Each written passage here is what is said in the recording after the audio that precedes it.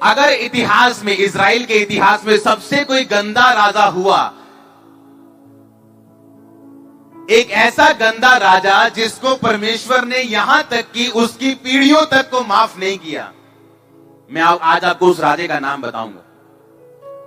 पुराने नियम में जब परमेश्वर नाराज होता था लोगों से, जब लोग परमेश्वर की आज्ञाओं को तोड़ के मूर्ति पूजा करते थे या पाप करते थे, कुछ भी करते थे, तो परमेश्वर उनको सजा देता था और खत्म हो जाती थी बात।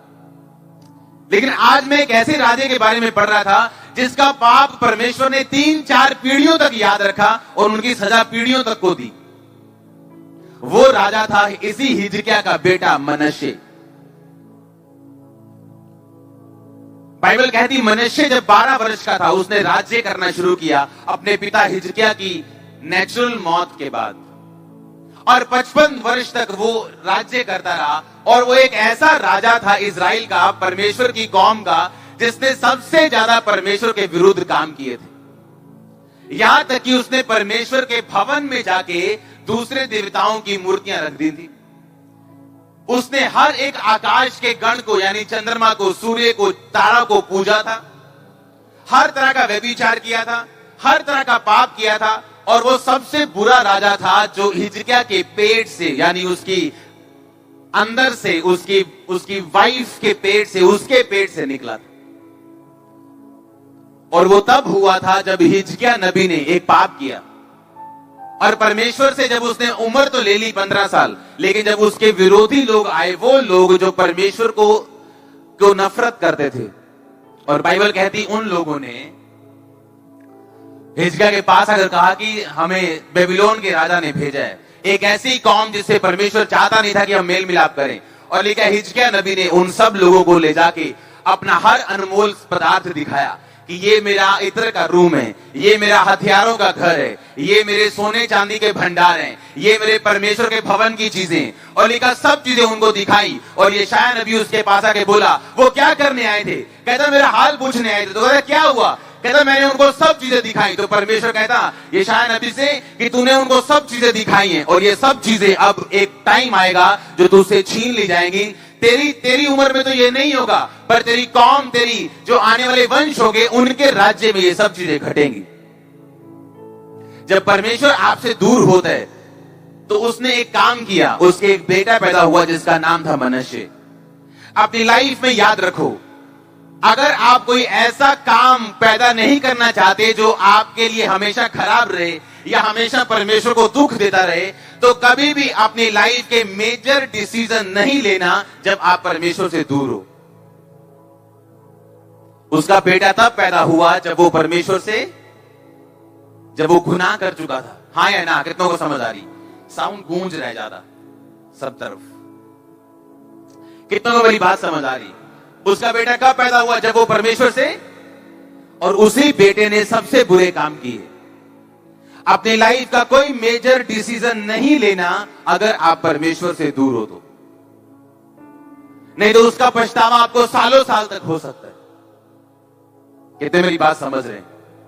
वो चाहे बिजनेस हो, वो चाहे मैरिज करना हो, वो चाहे मिनिस्ट्री करना हो, वो चाहे कोई भी काम हो, आप जब अपनी लाइफ का मेजर डिसीजन लेते हैं जिसपे आपकी लाइफ निर्भर करती, तो मेक श्योर आप परमेश्वर के साथ जुड़े हुए हो।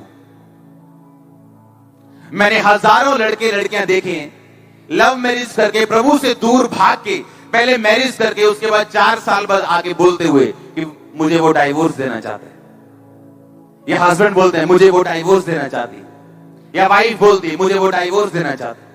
क्योंकि कोई भी चीज फल नहीं सकती जो परमेश्वर से दूर होके आपने खरीदी हो, आपने की हो, या करने का फैसला किया हो।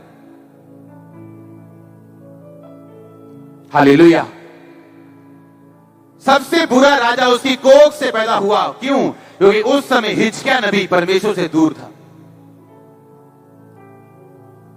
परमेश्वर आपकी सिचुएशन को पल भर में चेंज कर सकते हैं। उसको ऐसा रोग था जिस पर वो मरने को था, इसका मतलब उसे बड़ा रोग था। हाँ या ना? कोई कैंसर था या एड्स था या कुछ बड़ा रोग था उसको।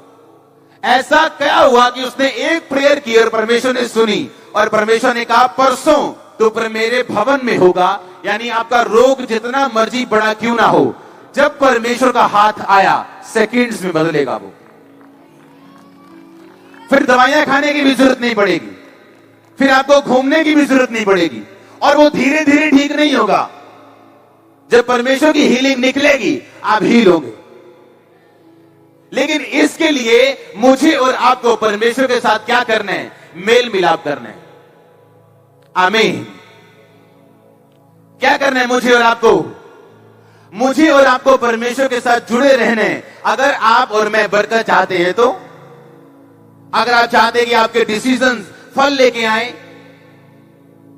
आपके फैसले हैं जो फलवंत हो, और आपकी जनरेशन जो हैं, आपके वंश जो हैं वो सफर ना करें, तो आपको ये बात समझनी। आप जानते जो डैनियल था, जो डैनियल के शद्रक मेशक अबेदनगो जो 3 लोग थे, उन्होंने कोई पाप नहीं किया था कि वो बंधुआई में जाएं। अब बच्चों ने क्या पाप कर दिया 4 साल को? हाँ, क्यों उन्हें उठा के लेके गए और बंधुआई में गए? वो क्या पाप किया उन्होंने? कोई नहीं, पर उनके वंशों ने पाप किया था। लिखा धर्मी बंदा अपने बच्चों के लिए, पोतों के लिए भाग छोड़ जाता है।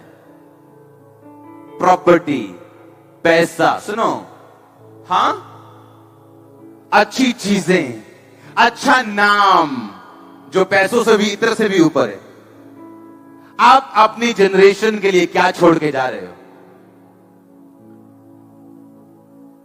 डैनियल और उसके 3 साथी, उनके वंशों ने, उनके बाप दादाओं ने परमेश्वर से विरोध किया, पाप किया, व्यभिचार किया, मूर्ति पूजा की, और अपने बच्चों के लिए बंधुआई छोड़ गए वो। आज कलीसिया में कुछ लोग बीमार हैं, अपने पाप की वजह से नहीं, अपने बाप दादाओं के पाप की वजह से। आज कुछ लोग गरीब हैं इसलिए नहीं कि वो उन्होंने पाप किया, बाप दादाओं के गुनाहों की वजह से। अब एक काम कर सकते हैं, अगर बाप दादाओं के गुनाहों की वजह से हम फंस गए, तो जिस तरह डैनियल ने फिर परमेश्वर से मेल मिलाप किया था और अपने कर्सिस से वो आजाद हुआ था, बावजूद इसके कि कोई भी सर्कमस्टेंसेस उसकी लाइफ में थे, कोई भी परिस्थितियां थी, विरोधी घर पे था, तो भी फलवंत हुआ, ब्लेस हुआ, आजाद हुआ। वैसे आपके साथ होगा जब मेल मिलाप होगा परमेश्वर के साथ। तो आज आपको ये बात समझनी, जब मेल मिलाप हुआ तो वो सब ब्लेसिंग्स वापिस आई डैनियल की लाइफ में, जो उसको बंधुआ बना के ले गए थे। अच्छा जीवन नहीं होता जब आपको पुराने समय में बंधुआ बना के लोग ले जाते थे। आपको खाना भी उनकी मर्जी से, पीना भी उनकी मर्जी से, उठना भी उनकी मर्जी से।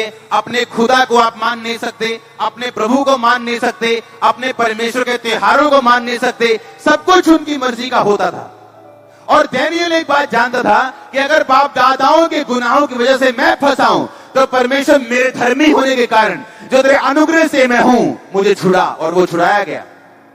आपने फैसला करना है कि अगर आज आप मेल मिला प्रभु के साथ करते हो, तो आप ब्लेस नहीं होंगे, आपके साथ आपके बच्चे, आपके पोते, आपकी जनरेशन भी ब्लेस होंगी। लेकिन अगर आप एक दुष्ट व्यक्ति हैं, तो आप तो नरक में जा ही रहे हैं, पर अपने बच्चों के लिए फालतू का संघर्ष छोड़ के आप जा रहे हैं। मत पैदा करो उन चीजों को जब आप परमेश्वर से दूर है। तो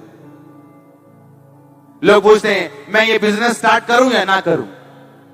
मैं बोलता हूं, परमेश्वर का वचन कहते हैं, जहां कहीं तू जाएगा मैं तेरे साथ होऊंगा। हां, कहा कि नहीं?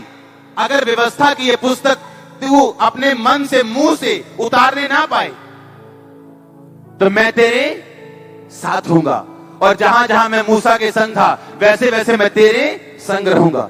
तू कोई भी बिजनेस कर, मैं तेरे संग रहूंगा। तू कुछ कहीं भी जा, मैं तेरे संग रहूंगा। तो प्रॉब्लम बिजनेस नहीं, मैं कौन सा करूं? प्रॉब्लम ये है, क्या मेरी प्रेयर लाइफ पूरी है और मैं परमेश्वर के साथ जुड़ा हुआ हूं या नहीं?